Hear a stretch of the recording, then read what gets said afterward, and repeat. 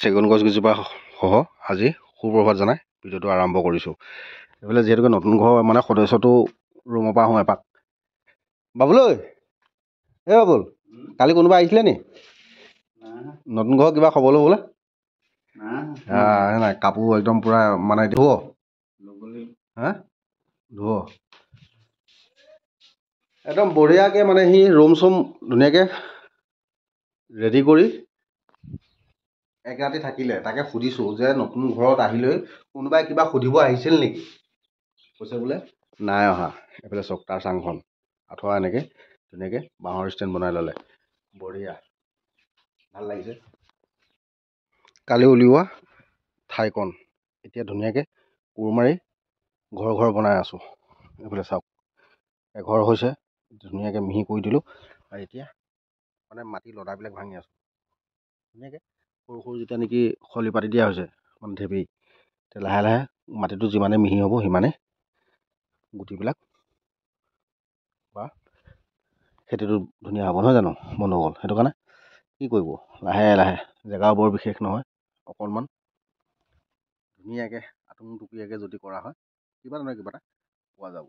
সেয়েহে আজি আমাৰ যোৱা ৰাতি নতুন ঘৰত থকা ভাইটিটোৱে কাপোৰ ধুই পানি মেলিছে দিছে নাই ধুনীয়াকৈ ডাং চাং পাতি বঢ়িয়া, ভাল লাগিছে। যিহেতুকে এইটোৱে হ'ল আমাৰ গাঁৱলীয়া পৰিৱেশ, এইটো হ'ল আমাৰ সৰু ভাইহঁতৰ ঘৰ।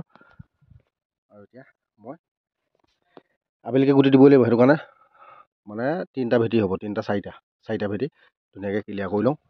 ইয়াতে কি কি লগাম সকলোখিনি দেখাম আবেলিকৈ, যিহেতুকে গুটি দিম। আৰু এইফালে বডিমাহজোপা যোৱাকালি ৰোৱা, আৰু এইফালে লাই পুলি ৰুই থোৱা আছে সৰু সৰুকৈ, দেখিছেনে? মোটামুটি 30জোপা লাই মই ৰুই থৈছোঁ যোৱাকালি, জেগা খালী পৰি সৰু সৰু একদম ধুনীয়াকৈ সলাই দিছোঁ। আৰু এতিয়া পানীয়ে মজাকৈ আপোনালোকে কৰিছেনে? যদি কৰা নাই কৰি মেলি লওক, কাৰণ যিহেতুকে ঘৰতে থলুৱা নিজৰ। ভাত দিছা নেকি? দিয়া ভাত খাবলৈ মাতিছে, ভাতটো খাই মেলি লওঁ। ধুনীয়া একদম ধুনীয়া মিহি হৈ গ'ল। এতিয়া লাহেকৈ ইয়াতে গুটি দিব পৰা হৈ গ'ল। কোৰ ইয়াতে থলোঁ, চেণ্ডেলযোৰ পিন্ধি লওঁ আৰু ভাত এতিয়া খাই লওঁ।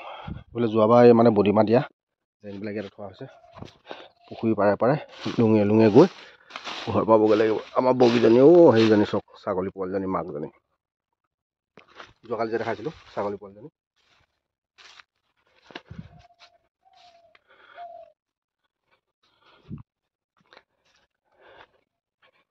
এইফালে খাই আছে।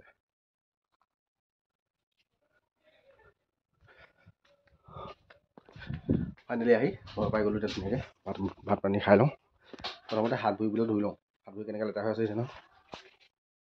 তাৰ কালিৰ মাংস তৰকাৰী আছিলে, সেই ভাত নোখোৱাকৈ থাকিব নেকি?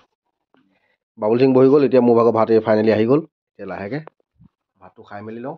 আৰু আপোনালোকে ভাত খালে যদিবা নাই খোৱা খাই বৈ লওক, আৰু মোৰ ভিডিঅ' চাই এনজয় কৰক, ফূৰ্তি কৰক। এইফালে বাবুল ললি মজা, এই লৈ ল'লে ময়ো লৈ লওঁ আৰু তেতিয়াহ'লে। কিমান দুখৰ বিষয়, জলকীয়া নাই। জলকীয়া মানে শেষ হ'ল, গছতো শেষ হ'ল, গছ মানে চব উঘালি মেলি আগ চাগ কাটি মেলি বেলেগ ফালে ৰুই দিলোঁ। এতিয়া শুকান জলকীয়া এনেকুৱা শুকুৱাই থোৱাবিলাক খাবলৈ মানে প্ৰস্তুতি কৰোৱা হৈছে। উপায় নাই, নহ'লে নাই যিহেতুকে এতিয়া কি কৰিব, এনেকৈ খাব লাগিব। তই জলকীয়া ল'লি? মই এইকেইটা আনিছোঁ। কেঁচা জলকীয়া দুটামান ওলাইছে।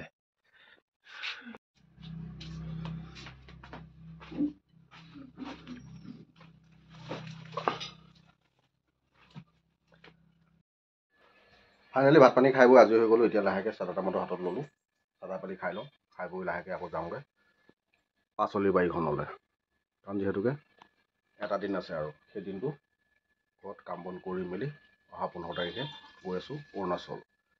সকলোকে লগ পাম আকৌ অৰুণাচলৰ পৰা।